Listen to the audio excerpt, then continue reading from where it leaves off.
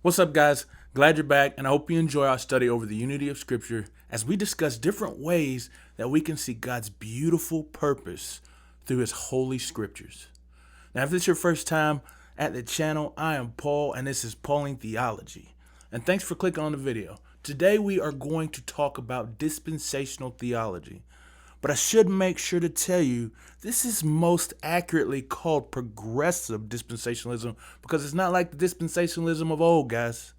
It's more in what I think is in line to what actually Scripture teaches and talks about. So first, let's break down the word. We have dispensationalism, and that's the root word which comes from dispensation. A dispensation is kind of like a management of a specific time frame, so like an administration.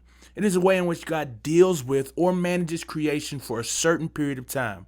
And for the dispensationalists, the Bible can be broken up into these different time periods in which God manages his creation throughout the Bible and ultimately throughout history. And these dispensations happen progressively.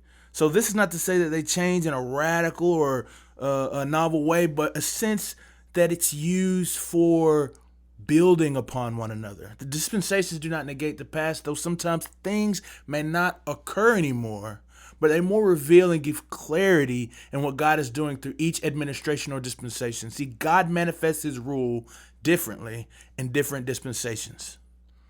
So Paul talks about dispensations in the scripture. In Ephesians, Paul says that there is a dispensation of the mystery of Christ, one that was unknown to previous generations, but was revealed to the apostles and prophets by the Holy Spirit.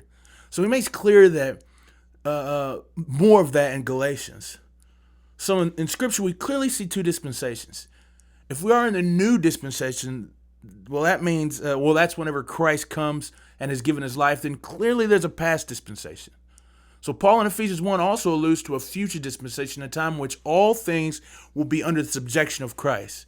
So because of this idea, all progressive dispensationalists hold to at least three dispensations, though there could be many more. Now, these dispensations can be understood as before Christ, the age of the church, and then the future earthly reign of Christ.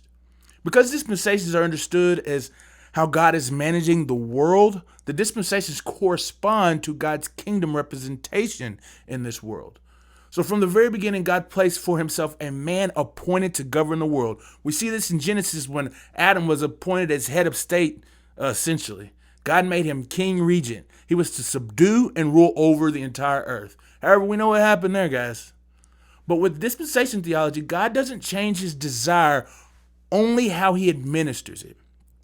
So because of this, dispensations have commonly been given when God's appointed human being a new session of rule. So after Adam, there was Noah when God started again after the flood. Then from Noah was Abraham when God promised an heir and a nation that would bless everyone. And then we have a fulfillment of that nation in Israel and the giving of the law. And then they already not yet fulfillment of Christ. And then the complete fulfillment in his return. So it's important to remember again that each of these I mentioned are not agreed upon dispensations, but a general guideline to how these dispensations can be seen. In dispensation theology, God works through his kingship over the world.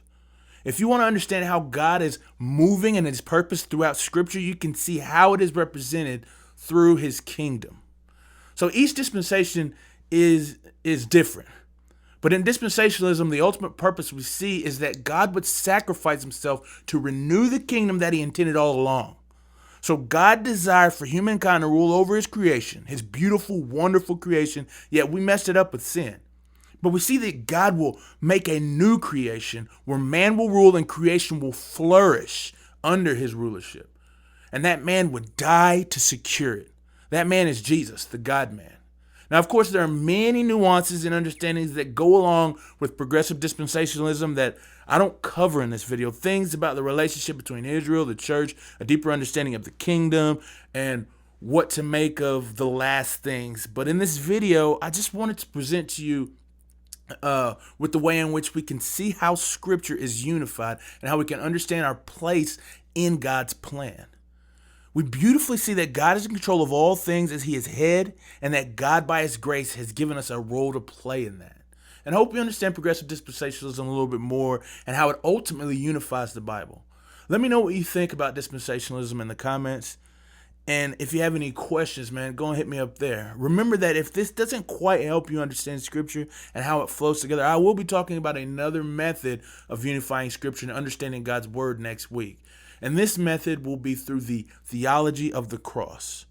I'm glad you guys stopped by, and I hope to see you again. And if this video was helpful, man, go ahead and hit that like button. It really helps out the channel. And if you haven't, please think about subscribing. And share this video if you think somebody may need to hear it or help them out, a brother or sister in Christ. And I'll see you guys in the next one. God bless you, and God keep you.